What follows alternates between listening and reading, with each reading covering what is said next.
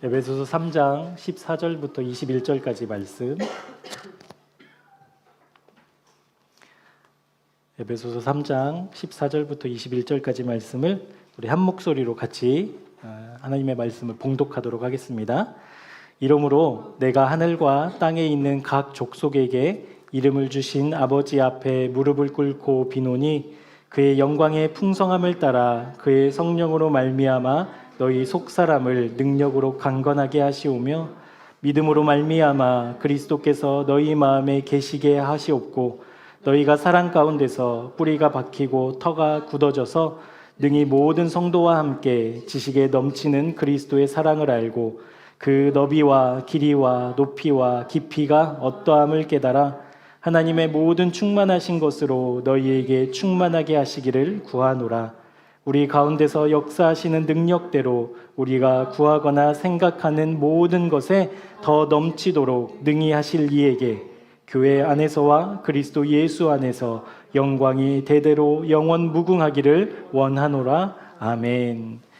오늘 에베소 3장 14절에서 21절까지 말씀을 가지고 충만하게 하시기를 이라는 제목으로 하나님의 말씀 함께 나누도록 하겠습니다. 오늘 설교 목적을 먼저 말씀드리도록 하겠습니다. 오늘 설교 목적은 말씀 그대로 우리가 충만하게 되는데 설교의 목적이 있습니다. 우리가 믿음의 사람이니까, 우리가 신앙의 사람이니까, 예수의 사람들이니까 우리의 마음에 주님 가득하기를 우리 원하잖아요. 다 소망하고 있고 바라고 있고, 어쩌면 우리의 가장 중요한 기도 제목이 하나님 내가 주님으로 가득하기를 소망합니다. 주님으로 가득 차기를 기도합니다. 라는 기도의 제목일 것입니다. 여러분 충만이라는 것, 충만. 가득 찼다라는 거잖아요. 가득 찼기 때문에 다른 것이 들어와 자리 잡을 수 없다라는 의미이죠.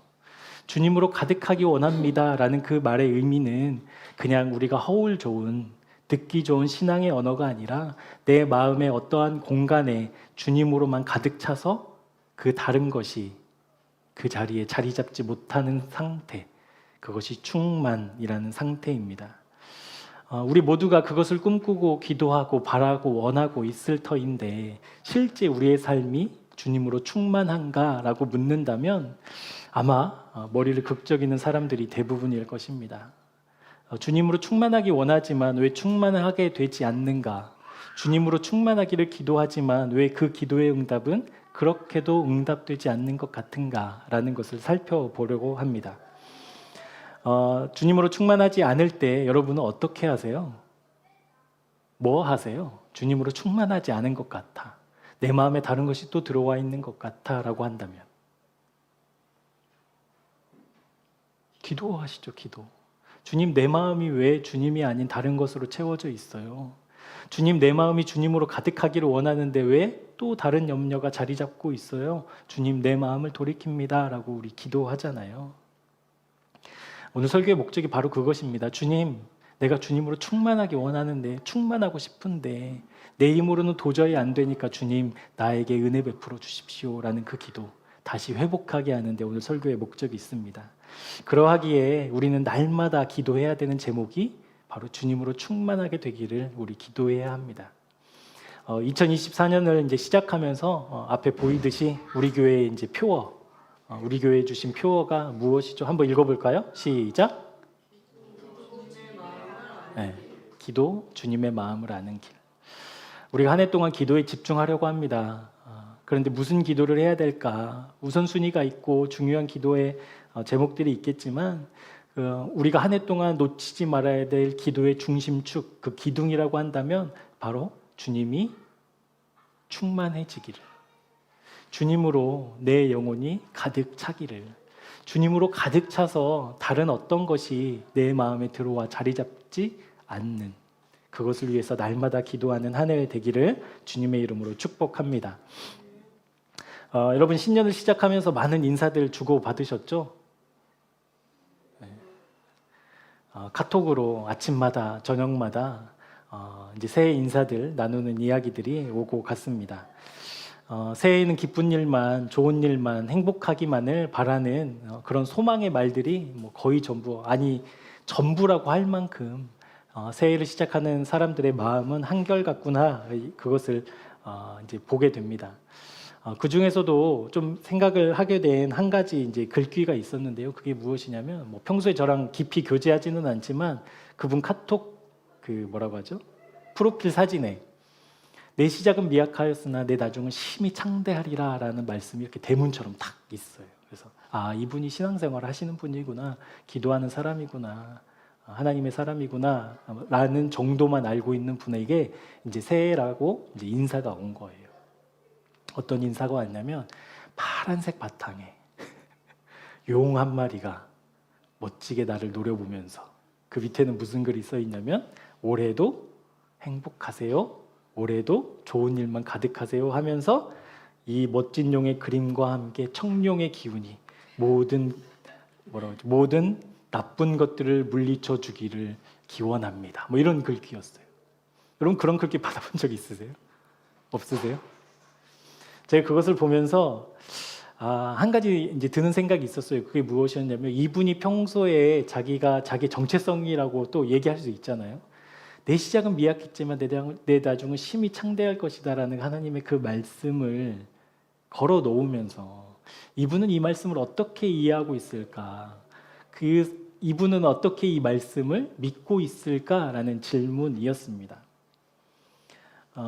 근데 여러분, 이 문제가 비단 그분만의 문제는 아니죠.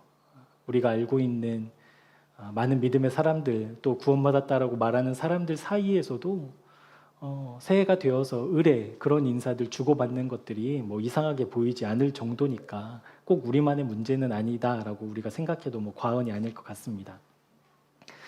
그래서 새해가 되면 너도 나도 서로 복 많이 받으라고 이야기하는데, 저는 그 인사가 잘 안 돼요. 새해 복 많이 받으라는 것이. 그게 뭐 마음속으로는 예수의 은혜, 하나님의 놀라우신 은혜, 사랑, 이것을 의미한다고 하지만 새해 복 많이 받으세요라는 것이 마치 무엇인가를 이렇게 비는 것 같은 느낌이 있어서 새해 복 많이 받으세요라는 인사가 참 쉽게 나오진 않습니다. 그런 의미에서 보자면 하나님이 우리 교회에 참 많은 은혜, 놀라우신 은혜를 부어주신 것 같다라는 생각이 듭니다. 그것이 무엇이냐면 바로 하나님의 그 은혜면 족합니다라는 그냥 신앙의 표어가 아니라 실제 그렇게 되기를 원하는 분들이 많다라는 거예요. 그러시죠?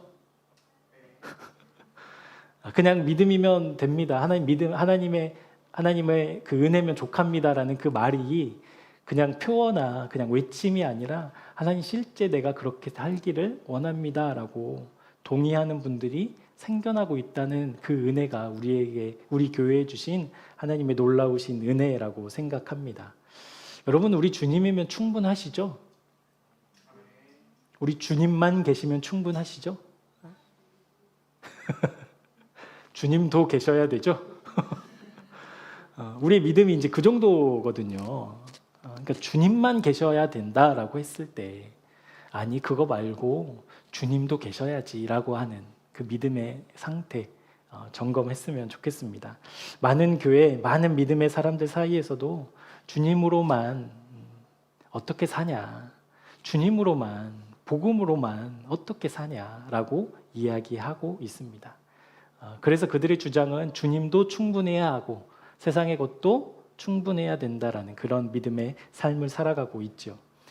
그래서 그런 사람들에게 복음을 이야기하면 복음이 너무 과격하다고, 복음이 너무 세다고 이야기를 이제 그런 반응들을 보이게 된다라는 것이죠.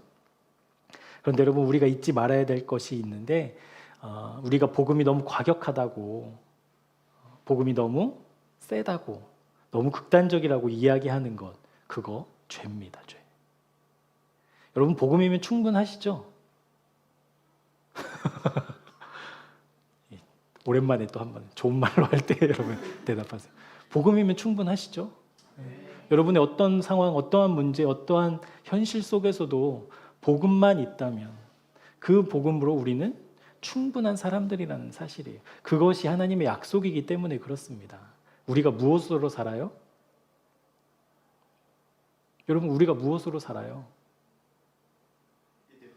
믿음으로 살고, 하나님의 말씀으로 살고, 그렇죠? 아멘. 아멘이시죠? 우리 먹는 걸로 살지 않아요, 여러분. 나중에 한번 이야기를 하겠지만 우리 먹는 것도 하나님의 나라를 위해서 먹는 거잖아요. 네, 그게 좋은 성경 글귀가 아니라 실제로 우리가 살아가는 것, 우리가 숨 쉬는 것, 우리가 먹는 것, 누리는 것 다 누구를 위해서? 하나님의 영광을 위해서. 그러니까 우리는 이 땅의 것들로 사는 사람들이 아니라니까요. 거기에 우리가 속고 있습니다. 그러니까 거기에 속아 넘어간 믿음의 사람들 역시도 복음이면 복음만 가지고 어떻게 예수의 이름만 가지고 살아라고 이야기한다라는 거예요. 우리 창세기 3장으로 한번 잠깐 넘어가 볼게요. 1절부터 5절까지 말씀인데 우리 뭐 거의 설교 때마다 이야기하고 있는 내용인데요. 사람이 아담과 하와가 죄악을 저지르는 하나님의 말씀에 불순종하는 내용인데 우리 창세기 3장 1절부터 5절까지 우리 말씀을 같이 한번 읽어보도록 하겠습니다. 시작. 그런데 뱀은 여호와 하나님이 지으신 들짐승 중에 가장 간교하니라. 뱀이 여자에게 물어 이르되 하나님이 참으로 너희에게 동산 모든 나무의 열매를 먹지 말라 하시더냐. 여자가 뱀에게 말하되 동산 나무의 열매를 우리가 먹을 수 있으나 동산 중앙에 있는 나무의 열매는 하나님의 말씀에 너희는 먹지도 말고 만지지도 말라 너희가 죽을까 하노라 하셨느니라. 뱀이 여자에게 이르되 너희가 결코 죽지 아니하리라.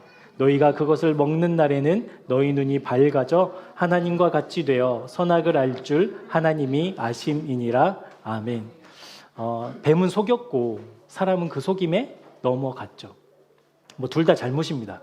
결과적으로 얘기하자면. 그렇지만 뱀이 이 아담과 하와를 속이는 지점이 무엇이었냐면 하나님의 마음을 왜곡시켰다라는 거예요.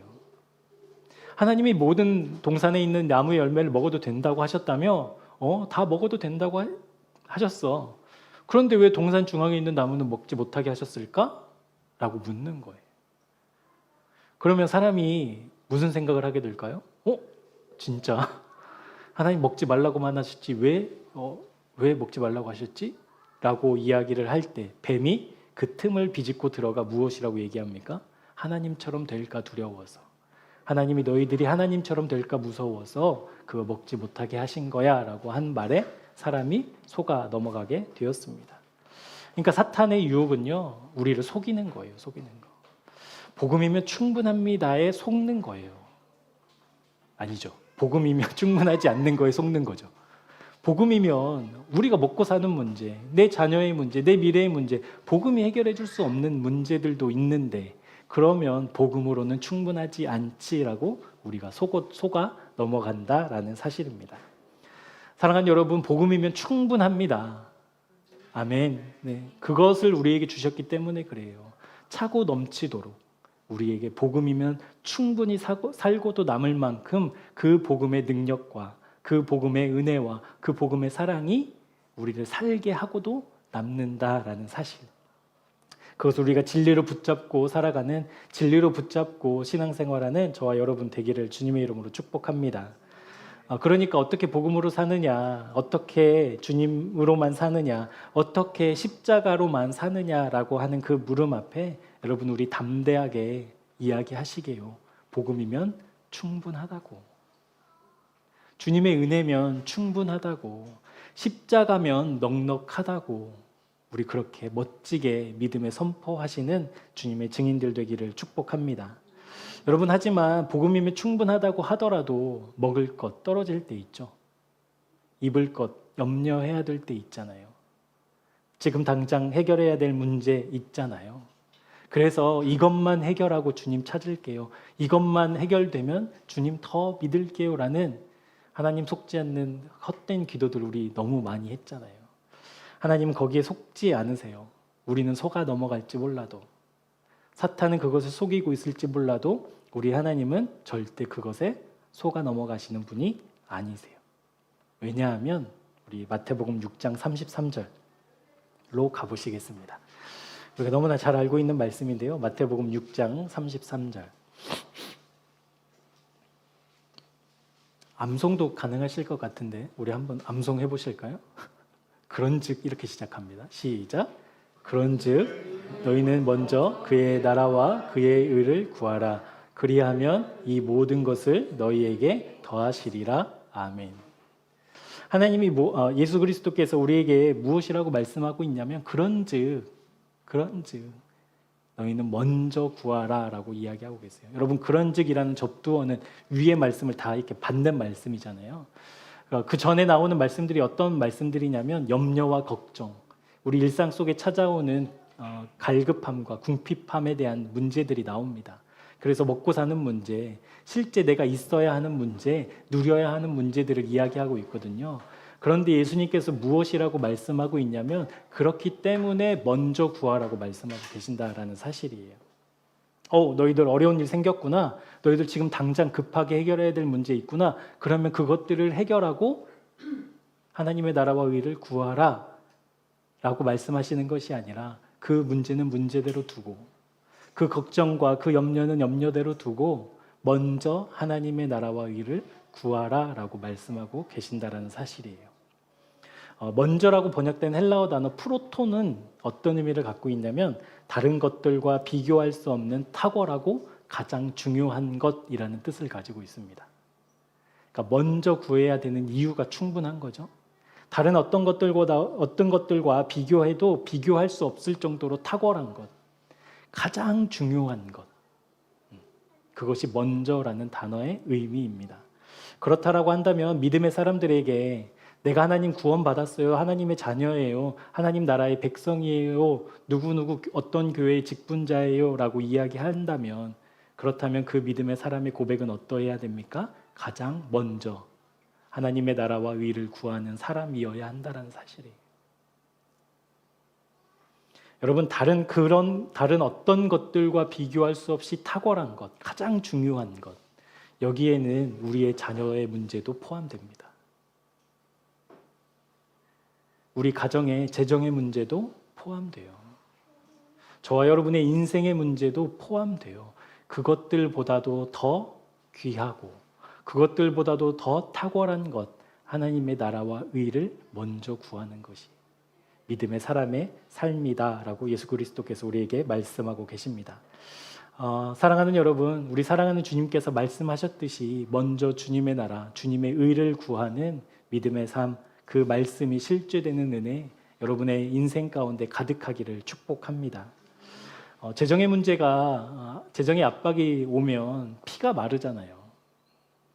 잘 자랐던 그 자녀가 갑자기 어떤 문제가 터지면 다른 것들이 손에 안 잡히잖아요. 그런 것들보다도 더 하나님의 나라와 하나님의 의가 탁월하다, 중요하다라고 말씀하고 계십니다.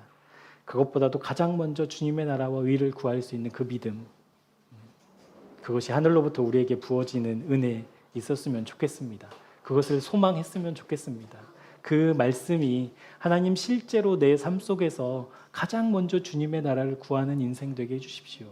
하나님 가장 먼저 주님의 의를 구하는 내 기도가 되게 해주십시오 라고 기도하는 우리 모두가 되기를 소망합니다. 그런 의미에서 오늘 본문의 말씀을 좀 살펴볼 텐데요. 사도 바울은 에베소 교인들을 향해서 오늘 본문을 통해 무릎 꿇고 빈다라고 이야기하고 있습니다. 우리 본문으로 다시 돌아가서 에베소서 3장 14절 15절 말씀입니다. 우리 같이 한번 읽어볼게요. 시작. 이러므로 내가 하늘과 땅에 있는 각 족속에게 이름을 주신 아버지 앞에 무릎을 꿇고 비노니. 여러분, 사도 바울이 기도해 준다면 여러분 좋으시겠죠? 사도 바울이 여러분을 위해서 만약에 중보해 준다면. 그런데 사도 바울이 에베소 교인을 위해서 기도하는데 그냥 기도할 뿐만 아니라 어떻게 기도한대요? 무릎을 꿇고. 그러니까 간절히 온 마음과 온 힘과 온 정성을 다해서 지금 기도하고 있다라는 것입니다. 여러분, 무릎을 꿇고 겸손하고 또 간절하게 하나님께 기도하고 있는 그 기도의 제목이 이어지는 16절부터 19절까지 말씀이거든요. 우리 사도 바울이 무엇을 위해서 이렇게 무릎을 꿇고 기도할 만큼 간절히 기도했는가? 우리 16절부터 19절 말씀도 같이 한번 읽어보도록 하겠습니다. 그의 영광의 풍성함을 따라 그의 성령으로 말미암아 너희 속사람을 능력으로 강건하게 하시오며 믿음으로 말미암아 그리스도께서 너희 마음에 계시게 하시옵고 너희가 사랑 가운데서 뿌리가 박히고 터가 굳어져서 능히 모든 성도와 함께 지식에 넘치는 그리스도의 사랑을 알고 그 너비와 길이와 높이와 깊이가 어떠함을 깨달아 하나님의 모든 충만하신 것으로 너희에게 충만하게 하시기를 구하노라. 아멘. 그러니까 에베소 교인을 위한 사도 바울의 기도의 제목 어떻게 요약할 수 있을까요? 주님으로 가득하기를, 주님으로 충만하기를 지금 무릎을 꿇고 기도하고 있다라는 사실입니다. 여러분, 사도 바울이 또 한 가지 기도를 하고 있는데 그것이 무엇이냐면 너희들의 속사람을 위해서 기도한다라는 거예요. 속사람. 여러분, 속사람이 있다면 겉사람도 있겠죠? 겉사람은 우리의 환경을 의미하고요. 속사람은 우리의 마음을 의미합니다. 그러니까 속사람을 위해서 기도한다라고 한다면 우리가 읽었던 16절에서 19절까지의 기도의 제목이 우리의 겉사람을 위한 기도가 제목이 아니라 우리의 마음을 위한, 우리의 속사람을 위한 기도의 제목이라는 사실이죠. 여러분, 겉사람과 속사람 중에 여러분은 어떤 것에 영향을 많이 받으세요? 네. 네. 우리는 겉사람에 더 영향을 많이 받죠. 근데 믿음의 사람이라고 한다면 우리는 무엇에 더 영향을 받아야 될까요? 네? 네, 속사람. 고린도후서 4장 16절 말씀으로 한번 우리 같이 읽어보도록 하겠습니다. 고린도후서 4장 16절 말씀. 사도 바울이 믿음의 사람이라고 하잖아요. 우리가 닮고 싶은 정말 믿음의 선진인데 그 사도 바울이 영향받는 것이 무엇인가? 고린도후서 4장 16절에 기록되어져 있습니다. 우리 같이 말씀 함께 읽도록 하겠습니다. 시작. 그러므로 우리가 낙심하지 아니하노니 우리의 겉사람은 낡아지나 우리의 속사람은 날로 새로워지도다. 아멘. 사도 바울이 영향받는 것, 사도 바울이 자기의 삶의 기준이 되는 것, 그것은 겉사람이 아니라 속사람이다라고 이야기하고 있습니다. 그러니까 사도 바울도 여러분 우리가 전도 여행을 과정을 살펴보면 낙심할 만한 일들이 참 많이 있잖아요. 실패하고 좌절하고 배척당하고 그리고 그가 겪은 고난들을 생각해 보면 인간적으로는 낙심하고도 남을 만한 일들인데 사도 바울은 낙심하지 않는데요. 왜냐하면 겉사람은 계속 낡아지고 있지만 내 속사람은 날마다 새로워지고 있다는 것. 그것이 실제되었기 때문에 그러니까 내 안에 있는 속사람이 날마다 새로워지는 그 은혜를 경험하고 있기 때문에 내 환경 속에서 내 실제로 내가 눈으로 보고 손으로 만지고 경험하는 모든 일들이 영향을 받지 않는다. 이것이 믿음의 비결이다라는 사실이죠. 여러분 우리가 낙심할 때 우리도 있죠. 열심히 준비했는데 원하는 결과가 나오지 않았을 때 그 계획하고 준비했지만 그 계획과 준비가 아무 의미가 없어질 때 여러분 우리 낙심할 수 있거든요. 낙심될 수밖에 없죠. 또 새해를 시작하면서 여러분 마음속에 내 새해에는 이렇게 해보리라 라고 다짐했던 것, 그 다음날 어김없이 무너지는 우리의 연약함을 보면서 나는 왜 이렇게 안 되나, 내 믿음이 혹시 잘못된 건가, 내가 주님을 사랑하지 않는 건 아닌가라는 그런 좌절과 실패 속에 있을 때 우리가 그것에 낙심하지 아니하고 날로 새로워지는 속사람으로 그 겉사람을 능히 뛰어넘는 믿음의 그 비결, 그 믿음의 비법이 우리에게도 허락되기를 주님의 이름으로 축복합니다. 그러니까 사도 바울이 낙심하지 않는다라고 이야기했을 때 낙심하고도 남을, 낙심할 수밖에 없는 그런 상황 속에서도 날로 새로워지는 그 속사람으로 인해 그 환경이, 그 문제가, 그 어려움이, 그 고통과 고민이 결코 자기를 무너뜨릴 수 없었다. 그것이 어떻게 가능했다고요? 자기의 속사람이 날마다 새로워졌다라는 거예요. 새로워졌다. 그렇다라고 한다면 믿음의 사람이라고 또 구원받은 사람이라고 나 하나님의 백성이라고 이야기하는 사람들의 삶의 모습은 어떠해야 합니까? 겉사람의 영향을 받지 아니하고 속사람의 영향을 받아야 한다. 그리고 그 속사람은 우리의 겉사람을 능히 뛰어넘는 능력과 힘을 우리가 실제로 누려야 한다라고 우리가 선포하고 그렇게 살기를 기도했으면 좋겠습니다. 이어지는 17절과 또 18절 말씀도 있거든요. 고린도후서입니다. 고린도후서 4장 17절, 18절. 우리가 잠시 받는 환난에 경한 것이 지극히 크고 영원한 영광에 중한 것을 우리에게 이루게 함이니 우리가 주목하는 것은 보이는 것이 아니요 보이지 않는 것이니 보이는 것은 잠깐이요 보이지 않는 것은 영원함이라. 아멘. 그러니까 사도 바울이 속사람의 영향을 받고 있다라는 그 말을 이어서 우리가 주목하고 있는 것, 속사람을 주목하고 속사람의 영향을 받는 사람의 눈은 보이는 것에 집중하는 것이 아니라 보이지 않는 것에 집중한다라는 실제 삶을 이야기하고 있습니다. 여러분, 눈을 감으면, 눈을 가리면 우린 볼 수 있습니까? 없습니까? 하나도 안 보이죠. 하나도. 아무것도 볼 수 없죠. 눈을 가리면. 그런데 사도 바울은 무엇을 주목한대요? 보이지 않는 것을 주목한대요. 보이지 않는 것. 여러분, 보이지 않는데 어떻게 보이지 않는 것을 주목할 수 있습니까? 보여야 주목하는 거잖아요. 눈에 보여야, 내 눈에 식별할 수 있어야 그것을 주목할 터인데 보이지 않는 것을 주목한대요. 그런데 지금 당장 내 눈앞에 보이는 것은 뭐예요? 어떠한 문제, 자녀의 문제, 재정의 문제, 내 미래의 문제, 학업의 문제, 입시의 문제, 진로의 문제. 문제들은 이렇게 눈에 선명하게 보이는데 그럼에도 불구하고 눈에 보이지 않는 것에 주목하고 있다. 여러분, 어떻게 그것이 가능할까요? 우리가 상식적으로 가능하지 않잖아요. 눈에 보이는데 어떻게 내 마음이 가지 않아요? 눈에 보이는데 어떻게 내 마음이 쏟아지지 않아요? 눈에 보이는데 어떻게 없는 척 할 수 있냐고요. 여러분, 어떻게 그것이 가능하냐고요.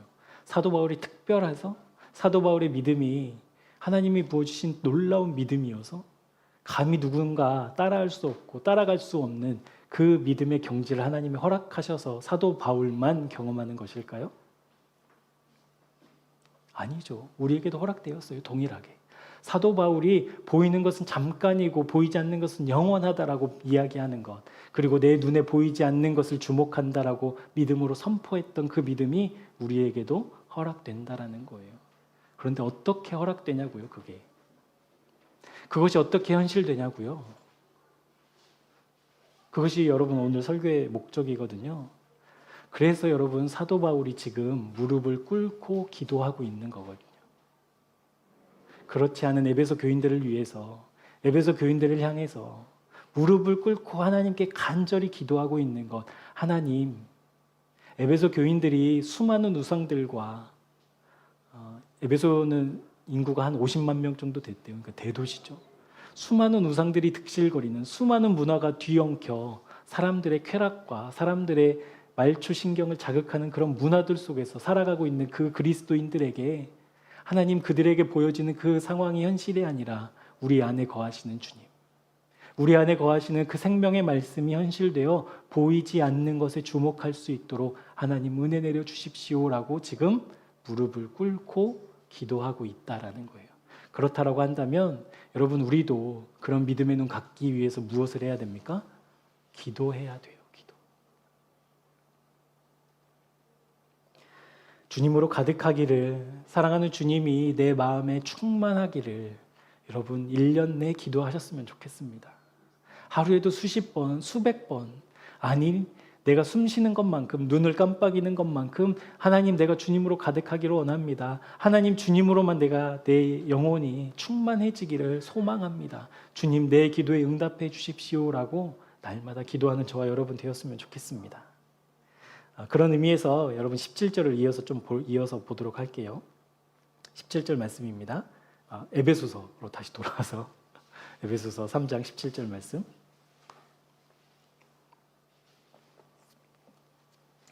17절 말씀 같이 읽어볼게요. 시작. 믿음으로 말미암아 그리스도께서 너희 마음에 계시게 하시옵고 너희가 사랑 가운데서 뿌리가 박히고 터가 굳어져서. 그러니까 사도 바울이 지금 겉사람과 속사람을 비유하면서 그 속사람을 위한 기도의 제목 중에 하나가 무엇이냐면 너희가 사랑 가운데서 뿌리가 박히고 터가 굳어지기를 소망한다, 기도한다라는 거예요. 그러니까 여러분 뿌리가 박히고 터가 굳어졌다라고 한다면 어떤 이미지가 혹시 여러분 떠오르세요? 나무.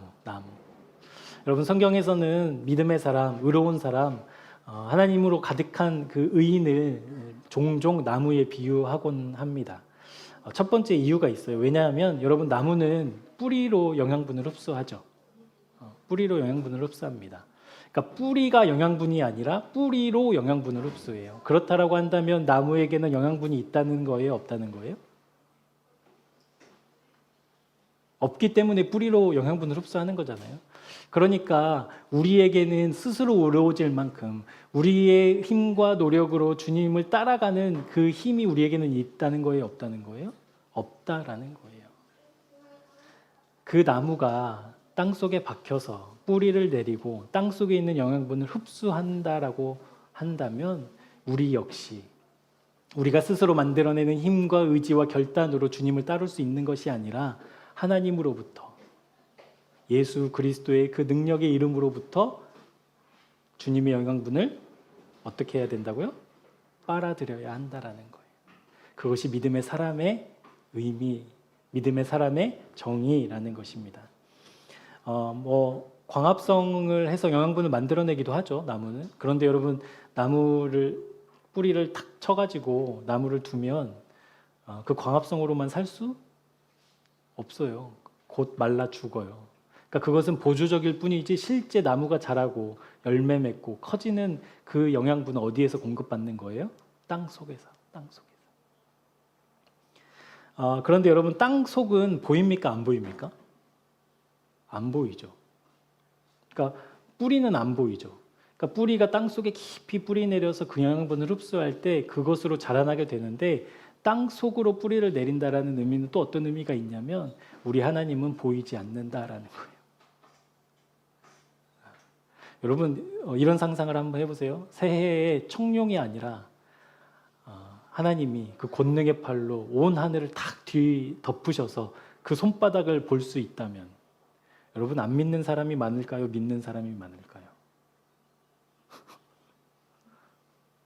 뭐 간단하죠. 온 세계가 하나님의 이름을 높이는 방법은 간단해요. 하나님이 뭐 길게도 아니에요. 한 10초, 15초. 요즘에 뭐 SNS 많이 있으니까 그냥 한 1, 2초만 나와도 하나님이 그렇게 자신을 드러내셔도 사람들이 다 무릎 꿇을 거예요. 그런데 우리 하나님은 그렇게 역사하시지 않으시잖아요. 그러니까 눈으로 보여도 눈으로 보이지 않기 때문에 믿을 수 없다라고 말하는 사람들이 있을 정도니까 실제 우리 하나님을 눈으로 볼 수 없거든요. 우리가 가지고 있는 이 안구의 힘으로 우리 하나님을 볼 수는 없습니다. 그러니까 보이지 않는 하나님으로부터 영향받는, 보이지 않는 하나님으로부터 영양분을 흡수해야만 하는 것이 바로 믿음의 삶이라는 거예요. 그런 의미에서 이제 의인을, 믿음의 사람을 나무로 비유하고 있습니다. 두 번째는 나무는 여러분 움직이지 않습니다. 사람에 의해서 뽑혀서 다른 곳으로 옮겨 심기우는 일은 있어도 나무 스스로가 자기의 자리를, 자기의 터전을 옮기는 법은 없습니다. 이것은 무엇을 의미하냐면 믿음의 사람이라고 한다면 하나님을 터전 삼고 그 터전을 옮기지 않는다라는 거예요. 믿음의 사람은 하나님의 말씀이 들려지지 않을 때 고통스러워 하잖아요. 하나님의 길이 보이지 않을 때 답답해 하잖아요. 하나님의 말씀이 없을 때 잠시 멈춰서 하나님의 말씀이 무엇인지 묻잖아요. 여러분 그것이 우리 믿음의 터전이거든요. 그러니까 그것을 타협하지 않는다라는 거예요. 이제 홍해 앞에서 출애굽을 하던 이스라엘 백성이 이제 영광스럽게 이스라엘 백성들과 함께 모세가 출애굽을 시작했죠. 출애굽을 시작하자마자 그들이 만나고 있었던 첫 번째 장애물이 무엇이었죠? 홍해. 그냥 홍해만 놓여 있는 것이 아니라 뒤에 지금 누가 달려와요? 바로의 군사들이 지축을 흔들면서 그의 병거들이 이스라엘 백성을 쫓아오고 있었다라고 하는 겁니다. 여러분 그런 급박한 상황 속에서는 어떤 대안이 나와야 되잖아요. 지도자로서 어떠한 명령을 내려야 되잖아요. 그 명령이 무엇이었든 뭐 옳든 그르든 뭐 되든 안 되든 지금 그 상황 속에서 여러분 모세가 이스라엘 백성을 향해서 무엇이라고 이야기합니까? 너희는 가만히 있어. 하나님을 바라봐라. 여러분, 이건 대안이 아니잖아요. 방법이 아니잖아요. 어쩌면 무책임하고 어쩌면 하나님께 모든 것을 다 떠넘기는 것처럼 보이지만 실제 믿음의 터전은 흔들리지 않는다라는 거예요. 어떠한 상황 속에서도. 병거가 쫓아오는 그 상황 속에서도 두려워하지 않고 가만히 있어라 라고 말할 수 있는 그 믿음의 터전. 이것이 마치 나무가 움직이지 않고 그 자리에 서 있는 것과 같이 예수 그리스도를 우리의 믿음의 터전 삼고 어떤 상황 속에서도 흔들리지 않고 어떠한 문제 앞에서도 내 자리를 옮겨 그 문제를 먼저 해결하는 것이 아니라 그럼에도 불구하고 주님을 먼저 구하고 주님께 먼저 기도하는 삶. 그것이 바로 믿음의 사람이다라는 사실이에요. 마지막으로 믿음의 사람을 나무에 비유하고 있는데 마지막 이유는 그 나무는 여러분 시절을 쫓아서 반드시 자라나고 열매 맺는다라는 사실입니다. 지금 여러분 이제 교회 오시면서 겨울이니까 나무들 가로수들 보면 형편없잖아요. 볼품 없고 때로는 뭐 을씨년스럽게 보이기도 하죠. 그런데 여러분 그거 아세요? 어김없이 따뜻한 봄이 되면 그 나무는 새파란 이파리를 내고 우리 교회 앞에 큰 느티나무는 시원한 그늘을 또 만들어낼 거예요. 여러분 어떻게 그것이 가능하냐면 우리가 겉으로는 그렇게 보인다 하더라도 그 안에는 무엇이 있기 때문에 빨아들인 영양분이 있기 때문에 이 추운 겨울에는 죽은 것처럼 보이나 결국 시절을 따라 계절을 따라 자라고 열매 맺는다라는 사실입니다. 그 자람이 여러분 어떻게 가능합니까? 여전히 뿌리는 쉬지 않고 뭘 하고 있어요? 영양분을 흡수하고 있어요. 싹을 틔워낼 힘을 비축하고 있다고요. 그런데 겉모습은 어때요? 볼품 없다고요. 가로수가 겨울에 이파리가 없다고 베어내지 않잖아요. 왜냐하면 어김없이 시절이 되면 어김없이 계절을 맞으면 그 나무는 죽어있던 것이 아니라 다시 살아날 것을 사람들도 알고 있다라는 거예요. 그러니까 믿음의 사람이 그렇다라는 것이죠. 그러니까 사도 바울이 지금 그 에베소 교인들을 향해서 너희의 속사람을 위해서도 기도하지만 너희들 나무처럼 굳건하게 예수 그리스도 안에 뿌리를 내리고 터가 굳어져서 움직이지 않고 흔들리지 않는 커다란 거목으로 자라나기를 사도 바울이 지금 기도하고 있다라는 것입니다. 그러니까 사도 바울의 그 기도의 핵심, 기도의 뭐라고 할까요? 그 엑기스와도 같은 기도의 제목은 오늘 설교의 제목처럼 그들이 예수님으로 충만해지기를, 예수님으로 가득해지기를 기도하고 있습니다. 사랑하는 여러분, 우리 한 해 우리에게 기도의 표대를 허락해 주신 하나님께서 이것을 기도하기 원하실 것 같아요. 날마다 주님으로 충만해지기를, 날마다 주님으로 가득해지기를 기도하는 것. 그래서 하나님 날마다 내가 십자가에서 주님과 연합하여 그것이 실제되어 실제 나무가 땅 속에 있는 보이지 않는 그 땅 속에서 영양분을 흡수해서 결국 자라나는 것처럼 하나님 내가 사람들이 보이지 않는 하나님이 어디 있냐고 비난하고 조롱할 때 그럼에도 불구하고 주님께 털을 잡고 깊이 뿌리 내려 열매 맺는 인생 되기를 기도합니다 라는 그 기도의 제목 1년 내에 멈추지 않았으면 좋겠습니다. 여러분 그렇게 내가 나무고 나를 자라게 하시는 주님의 그 놀라우심을 우리 상상해 보면 여러분 감격스럽죠.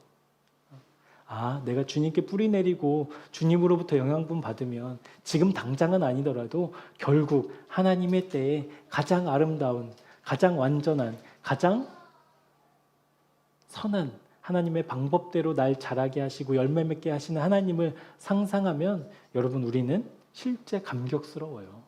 실제 기쁘다고요.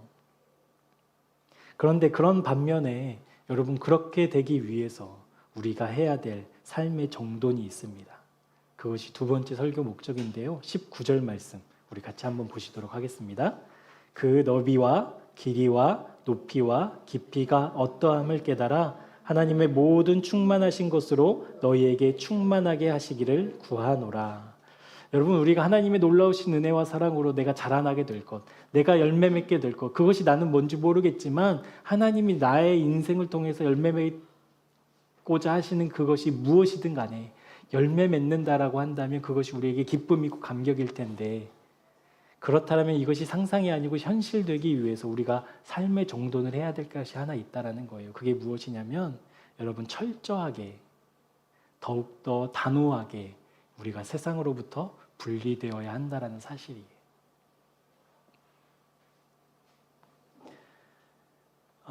이러한 일이 이루어지기 위해서, 하나님의 그 계획과 뜻이 실제 이루어지기 위해서 우리가 간절하면 간절할수록 우리는 더욱더 세상으로부터 철저하게 분리되어야만 한다라는 것.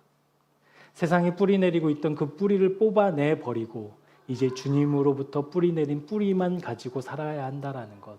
그 삶의 정돈이 뒤따라야 한다라는 사실이죠.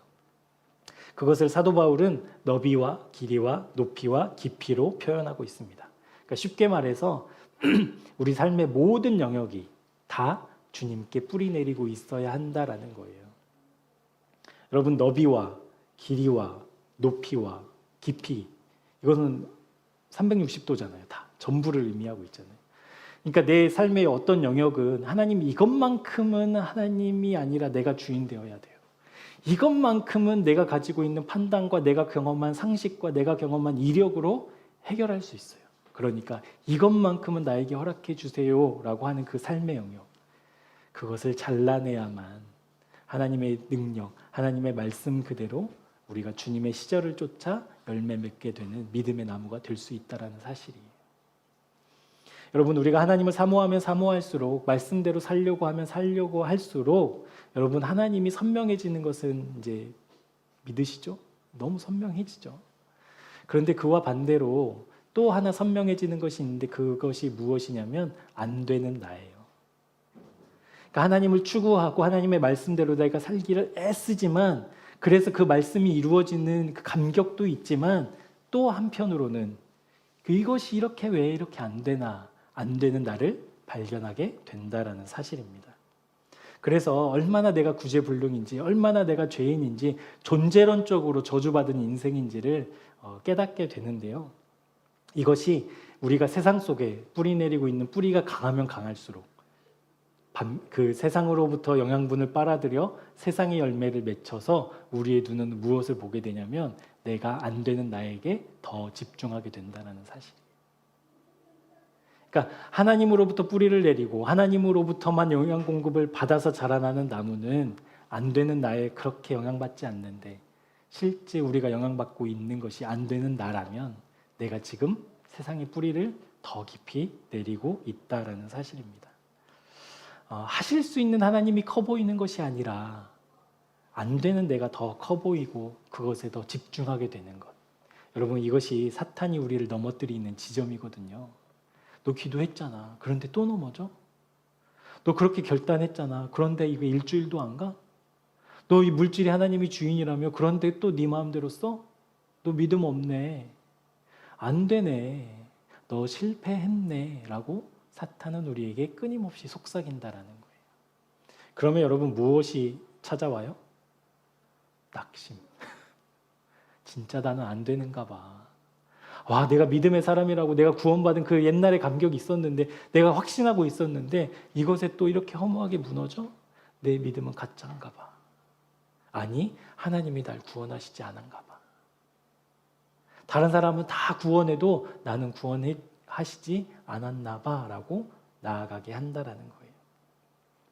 사랑하는 여러분, 안 되는 나를 발견하게 될 때 우리는 어디로 달려가야 되죠? 십자가. 안 되는 내가 아니라 되게 하신 하나님이 더 크시거든요. 여러분, 그것이 진리잖아요. 안 되는 내가 큰 것이 아니라 되게 하시고야 마신 하나님의 능력이 더 크잖아요. 그렇기 때문에 우리 그것을 발견했을 때, 안 되는 나를 발견했을 때 정신을 번쩍 차리고 다시 십자가로 달려가야 합니다. 여러분, 우리가 걸어가야 하는 예수님의 그 십자가의 길은 우리의 육체의 힘으로는 도저히 걸어갈 수 없는 길이에요. 여러분, 우리가 하나님께서 우리의 삶을 경영하신다라고 했을 때, 하나님께서 우리의 온 삶을 다스린다고, 주관하신다고 했을 때 우리 좋다라고 이야기했잖아요. 그렇게 되기를 소망했잖아요. 그런데 실제로 그것이 이루어지면 견디지 못한다니까요. 답답해 미친다니까요. 이선재 목사님이 그렇게 비유를 하셨더라고요. 목사님이 여러분의 24시간을 같이 붙어 있다고 생각해 보시라고. 여러분 편하겠어요? 즐겁겠어요? 감사하겠어요? 아니면 불편하시겠어요? 목사님만 와도 불편한데 하나님이 내 삶 속에 24시간 나와 함께 하시고 내 삶을 들여다보고 있을 때 여러분 그것이 생각만 해도 상상만 해도 그러니까 주님 내 삶의 주인은 주님이십니다. 내 삶을 경영하시는 분은 주님이셔야 합니다라고 기도하는 사람은요 십자가에서 죽은 사람만 기도할 수 있어요. 그래서 십자가에서 내가 죽은 사람만이 하나님 그렇게 되기를 간절히 기도합니다. 하나님 그것이 진짜 현실되기를 사실되기를 실제되기를 하나님 기도합니다 라고 한다면 그 사람은 십자가에서 죽은 사람이다라는 거예요. 그렇다라고 한다면 보이지 않는 하나님께 뿌리를 내리고 있지 않고 보이는 세상에 뿌리를 내리고 있는 내 모습을 발견할 때 우리가 마땅히 달려가야 할 곳은 바로 십자가라는 사실이죠. 십자가로 언제나 달려가야 합니다. 하나님께서 내 삶을 경영하시기를 원하신다라는 그 믿음의 고백이 여러분 진짜 진심의 고백, 진심의 기도 제목이었으면 좋겠습니다. 세상으로부터 분리되어 적당히 분리가 아니라 철저하게 분리되어 주님으로만 뿌리 내린 사람만 할 수 있는 그 기도. 주님 내 삶을 경영해 주십시오. 그제서야 주님이 내 삶을 경영하실 때 우리는 기뻐할 수 있거든요. 감사할 수 있거든요. 그러면 어떤 어려움이 내 눈앞에 내 손에 쥐어져 있다 할지라도 그럼에도 불구하고 하나님의 선하신 뜻을 신뢰할 수 있거든요. 죽은 사람만, 십자가에서 죽은 사람만, 철저하게 세상의 뿌리를 잘라낸 사람만 그것이 가능하다라는 사실입니다. 그렇기 때문에 여러분 우리의 의지로, 우리의 노력으로, 우리의 결단으로 이 믿음의 길 걸어갈 수 없기 때문에 우리가 죽어야 한다라는 것을 반복적으로 말씀드리고 있는 거예요. 아무 데서나 죽으면 안 되고 십자가에서 죽으셔야 돼요. 십자가에서. 그래야 우리가 다시 사니까. 아무 데서나 죽으면 그냥 죽는 거고 십자가에서 죽어야 우리가 다시 살아. 하나님의 뜻대로 우리를 이끌고 아버지의 그 보좌 앞으로 우리를 인도하시는 그 하나님의 손길을 우리가 실제로 누릴 수 있기 때문에 그렇게 우리의 원형을 회복하실 그 주님의 손길이 그곳에서만 가능하기에 우리 십자가로 부지런히 달려가는 기도의 사람 되시기를 주님의 이름으로 축복합니다. 여러분 우리가 그렇게 십자가에서 죽으면 실제 그 일이 이루어지죠. 실제 죽는다라고 한다면 덜 죽어서 문제지 우리가 죽는다라고만 한다면 실제 우리의 원형이 회복되겠지요. 근데 여러분 이것이 어떻게 가능해지겠어요? 우리는 존재적으로 죄인이잖아요. 죽을 수밖에 없는 사람이고 그런데 우리가 다시 하나님의 원형을 회복한다? 다시 하나님과 화목하게 된다? 여러분 이것은 감히 상상할 수 없는 일인데 실제 그것을 위해서 사도 바울은 기도하고 있고 예수 그리스도는 십자가를 지셨다라는 사실이에요. 이것이 어떻게 가능하냐? 우리 에베소서 1장으로 다시 돌아가 말씀 보도록 하겠습니다. 에베소서 1장 3절에서 6절입니다. 3절에서 6절 말씀 같이 한번 읽어보도록 할게요. 시작. 찬송하리로다 하나님 곧 우리 주 예수 그리스도의 아버지께서 그리스도 안에서 하늘에 속한 모든 신령한 복을 우리에게 주시되 곧 창세전에 그리스도 안에서 우리를 택하사 우리로 사랑 안에서 그 앞에 거룩하고 흠이 없게 하시려고 그 기쁘신 뜻대로 우리를 예정하사 예수 그리스도로 말미암아 자기의 아들들이 되게 하셨으니 이는 그가 사랑하시는 자 안에서 우리에게 거저 주시는 바 그의 은혜의 영광을 찬송하게 하려는 것이라. 아멘. 여러분 어떻게 죄인인 우리가 하나님의 원형을 회복할 수 있는가? 그것이 죽음으로 그냥 가능해지는가? 진짜? 십자가에서 죽기만 하면 되는 건가? 이것이 어떻게 설명을 해서 우리가 그런 존재로 바뀔 수 있는 거지? 라는 것. 여러분 저도 잘 모르겠어요. 그런데 하나님이 그렇게 하시기로 하셨대요. 그렇다라고 한다면 우리가 그 하나님의 계획 속에 동참하게 하시는 그 십자가에서 십자가에서만 연합함으로 말미암아 하나님이 태초로부터 우리를 하나님의 아들들로 삼으시려고 하셨던 하나님의 계획 속에 우리가 동참할 수 있게 된다는 거예요. 어떠한 원리로, 어떠한 단계로, 어떠한 방법으로 그것이 가능하게 될지는 저도 모르겠어요. 그런데 하나님이 그렇게 하시기로 하셨다면 우리가 십자가에서 주님과 연합하는 것에 가장 먼저 기도해야 한다는 사실이에요. 그렇기 때문에 우리가 십자가의 길에 동참할 수 있게 되는 것은 우리의 힘과 노력이 아니라 우리를 새롭게 하시는 주님과 함께 연합했을 때에만 그 길을 걸어갈 수 있다라는 사실입니다.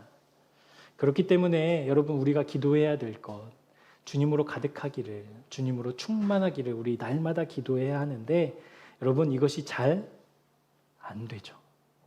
안 되죠. 가장 먼저 하나님의 나라와 의를 구하라고 하시는 말씀은 알고 있지만 실제 우리 가장 먼저 주님의 나라와 주님의 의를 구하는 것 어렵죠. 그래서 여러분, 오늘도 기도해야 합니다. 그렇기 때문에 오늘 안 돼서 내 믿음이 안 된대, 나는 믿음 거듭남이 없나 봐가 아니라 그 뿌리를 잘라내고 주님께 뿌리를 내리고 가능하게 하시는 주님께 무릎 꿇고, 주님, 오늘 가장 먼저 주님의 나라와 의를 구하라고 하셨는데 나는 또 세상의 눈을 빼앗겨, 세상에 또 마음 빼앗겨, 그것 먼저 해결해 달라고, 그것 먼저 이루어 달라고 하나님과 타협하려고 했던 이 죄인의 모습 하나님 용서하여 주옵소서 라고 하는 무릎 꿇는 사람이 거듭난 사람의 표라는 사실이에요. 그러니까 여러분, 우리 속지 않았으면 좋겠어요. 우리가 믿음이 없어서가 아니라 우리가 주님께로 달려가는 것으로 우리의 믿음을 증명해내는 저와 여러분 되기를 주님의 이름으로 축복합니다. 그런 의미에서 여러분, 잘 안 된다는 것, 일이 잘 풀리지 않는다는 것, 그것이 나의 연약함, 나의 실패, 나의 좌절로만 바라보지 않고 그것이 하나님의 계획과 뜻이구나라는 그 믿음의 시선이 우리에게 열려지기를 주님의 이름으로 축복하면서 우리 잠언 29장 15절 말씀 마지막으로 한번 찾아보도록 할게요. 잠언 29장 15절. 그러니까 하나님을 추구하고 하나님을 원하고 하나님께 기도하지만 그것이 잘 안 되는 이유, 그렇게 기도하면서도 어려움을 만나는 이유, 그것이 우리에게 어떤 의미가 있는지 우리 29장 15절 말씀을 통해서 한번 같이 보도록 하겠습니다. 같이 읽어볼게요. 채찍과 꾸지람이 지혜를 주거늘 임의로 행하게 버려둔 자식은 어미를 욕되게 하느니라. 아멘. 여러분, 채찍과 꾸지람은 경험하고 싶지 않은 일이죠. 그런데 여러분, 채찍과 꾸지람이 무엇을 가져다 준대요? 지혜. 여러분, 임의대로 내 마음대로 행하는 것 추구하고 자랑하고 원하잖아요. 그런데 그렇게 살면 어떤 삶이 된대요? 부모를 욕되게 하는 삶, 하나님의 영광을 가리는 삶이 되고야 만대요. 여러분, 하나님의 마음이 확인되었으면 좋겠습니다. 하나님이 우리를 실패 가운데 그냥 버려두시지 않는다라는 거. 하나님이 우리가 좌절에 빠졌을 때 그 좌절에서 어떻게 빠져나오나 관찰하시는 하나님이 아니시라는 거. 내 어려움과 고통 소리를 들으시고 못 들은 척 하시는 하나님이 아니시라는 것. 우리 하나님을 신뢰했으면 좋겠습니다. 그러니까 잘 안 될 때, 어려울 때, 힘들 때 그것이 나에게 채찍과 꾸지람이구나. 무엇을 위해서요? 하나님의 지혜를 위해서. 이 땅의 방법이 아니라 하나님의 방법으로 살아가는 훈련으로 우리에게 그 시간들을 허락하고 계신다라는 하나님의 마음 선명하게 보여지는 은혜 있기를 주님의 이름으로 축복합니다. 하나님께서 자라나게 하시려고 지금 나무들이 다 죽어 있는 것 같지만 사실 그 나무들이 단단해지는 이유, 그 나무들의 목재가 가장 단단해지는 그 나무는 어디서 자라는 나무일까요? 추운 지방에서.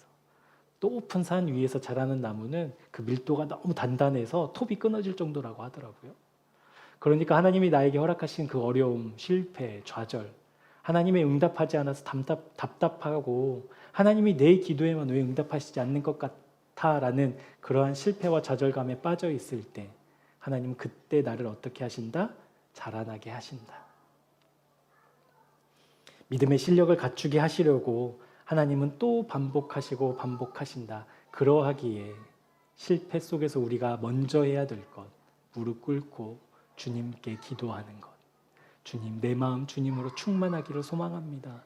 주님, 내 영혼이 주님으로 가득했으면 좋겠습니다. 그것이 그냥 입 바른 소리가 아니라 그냥 표어가 아니라 실제 내 삶에서 이루어지는 하나님 기도의 응답 허락해달라고 기도할 때 하나님 그 과정을 통해 그 반복을 통해 우리의 믿음의 나무를 더 자라나게 하신다라는 사실 우리 신뢰합시다. 히브리서 12장 7절 말씀에는 이런 말씀이 있습니다. 너희가 참음은 징계를 받기 위함이라. 하나님이 아들과 같이 너희를 대우하시나니 어찌 아버지가 징계하지 않는 아들이 있으리요. 아버지가 아들을 징계하는 것 잘 자라라고 하는 것이잖아요. 의심치 않잖아요. 하나님이 우리에게 실패와 좌절, 왜 이렇게 내 믿음은 자라지 않는가? 왜 이렇게 나는 실패와 좌절이 큰가? 라고 생각했을 때 아버지가 아들을 징계하는 하나님의 사랑의 시간이구나. 그렇기 때문에 지금 내가 안 되는 나에게 집중하지 아니하고 되게 하시는 하나님께 집중하여 무릎 꿇고 주님께 기도하는 그 기도가 회복되기를 주님의 이름으로 축복합니다. 2024년이 힘차게 시작됐습니다. 더 깊고 더 넓고 더 높은 기도의 자리로 나아가기 위해 하나님께서 우리에게 기도의 표대를 세워주셨습니다. 그러하다면 우리 이제 믿음으로 순종하며 기도하는 저와 여러분 되기를 축복하고요. 그 기도의 제목이 어떠한 어려움, 어떠한 문제를 해결하기 위한 수단과 도구로 전락하지 아니하고 오직 주님으로만 충만해지기를, 오직 주님의 은혜로만 가득해지기를 날마다 쉬지 않고 기도하는 저와 여러분 되었으면 좋겠습니다. 그렇게 1년 동안 우리의 기도가 반복되면서 어느새 자라난 우리의 믿음을 서로 격려하고 축하하고 응원하면서 우리 교회가 주님께 더 기쁨이 되고 주님 보시기에 더 기뻐하시는 아름다워하시는 믿음의 교회 되도록 우리 모두가 기도의 사람들로 굳건하게 세워지기를 주님의 이름으로 축복합니다. 우리 함께 기도하도록 하겠습니다. 거룩하신 주님, 우리에게 말씀하신 말씀들을 가슴에 새기며 올 한 해 기도하는 우리 모두가 되기를 소망합니다. 날마다 주님의 마음이, 날마다 주님의 생각이 순간마다 주님의 말씀으로 부어짐을 받아 하나님 충만한 가운데 주님 따라가는 올 한 해 될 수 있도록 인도해 주옵소서. 기도의 표대를 세우셨사오니 그 기도의 표대를 향하여 쉬지 않고 무릎으로 응답하는 우리 모두가 되게 하여 주시고 그 기도의 시간에 주님과 깊은 교제를 통해 이 땅에서는 누릴 수 없는 참 기쁨과 만족과 평안함을 누리는 우리 모두가 되기를 간절히 기도합니다. 우리를 죄에서 구원하신 예수 그리스도의 은혜와 하나님 아버지의 측량할 수 없는 사랑하심과 오늘도 변함없이 하나님의 뜻을 행하시는 성령님의 역사가 주님의 마음, 주님의 생각, 주님의 뜻으로 가득하기를 바라고 기도하는 주님의 백성들 위해 지금부터 영원토록 함께 하옵시기를 간절히 축원하옵나이다. 아멘.